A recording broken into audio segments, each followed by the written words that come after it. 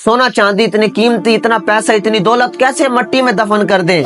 आप हैरान हो जाएंगे ये बात सुनकर कि एक ऐसा बादशाह गुजरा है जिसने अपने साथ अपना संदूक दफन करने की वसीयत लिखी। क्योंकि तुर्की के अंदर एक ऐसा बादशाह जिसका नाम सुल्तान सुलेमान अल कानूनी गुजरा है अपने वक्त में। उनके जमाने में एक बड़ा अजीब वाकया पेश आया कि दरख्तों के अंदर चूंटियां बहुत ज्यादा हो गई। अब इस मसले के हल के लिए आपने बड़े बड़े माहिरीन को बुलाया।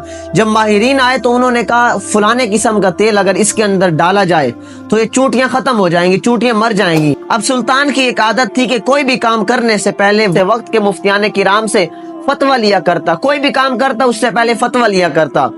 आप शेखुल इस्लाम के घर तशरीफ ले गए। जब शेखुल इस्लाम के घर तशरीफ ले गए तो वहां पर शेखुल इस्लाम को ना पाया। आपने अरबी के अंदर एक शेर लिखा और उसका मफहूम ये था कि अगर चूंटियां बढ़ जाएं तो उनको कत्ल करने में कोई हर्ज तो नहीं, कोई जरर तो नहीं। अब वापिस आ गए आप। शेखुल इस्लाम जब आए उन्होंने सवाल देखा हो तो उसके जवाब लिखा अपने शेखुल इस्लाम ने कि अगर देखा जाए तो चूंटियां सिर्फ अपना हक ही लेती हैं, ज्यादा कुछ नहीं करती।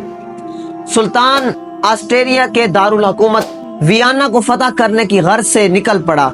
अल्लाह की करनी ऐसी हुई कि रास्ते में आपका इंतकाल हो गया।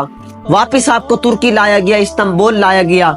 जब आपकी तजहीज़ो तकफीन की गई तो आपका वसीयतनामा पढ़कर हैरान हो गए सब कि आपके वसीयतनामे में लिखा हुआ था कि जो मेरा संदूक है वो मेरे साथ दफन कर दो।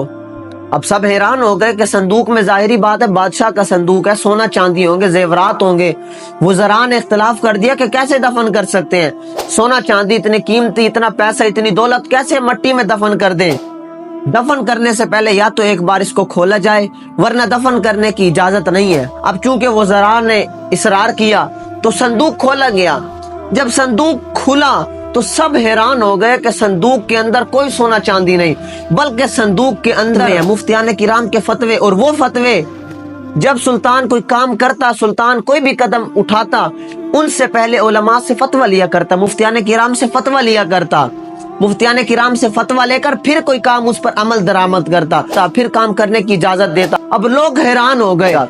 अपनी कब्र में संदूक को दफन करने का मकसद ये था ताकि मैं बतौर गवाही अल्लाह के हुजूर पेश कर सकूं कि बारी ताला जब भी मैंने अपनी मिल्लत को कोई काम किया, अपनी मुल्क का कोई काम किया तो इस्लाम के खिलाफ नहीं किया, बल्कि उलमा से फतवा लिया, बल्कि उलमाए किराम से फतवा तलब किया, फिर इस्लाम के मुताबिक किया, कोई भी काम इस्लाम के खिलाफ नहीं किया।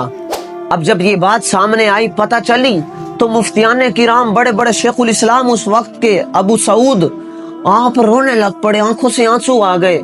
और आपने फरमाया कि सुल्तान तूने अपने आप को तो बचा लिया, हमें कौन बचाएगा। हम ये थे मुसलमानों के बादशाह, मुसलमानों के सुल्तान। आप खुद आज कंपैरिजन कर लें कि आज के बादशाहों में, आज के हुक्मरानों में और पुराने हुक्मरानों में कितना फर्क है, कितना डिफरेंस है कि वो कोई भी काम इस्लाम के खिलाफ नहीं करते थे। आज हमारे अक्सर काम ही इस्लाम के खिलाफ है, हमारी तालीम ही मैं कहता हूँ इस्लाम के खिलाफ है। अल्लाह पाक हम सबको दीन इस्लाम के मुताबिक जिंदगी गुजारने की तौफीक अता फरमाए। आमीन।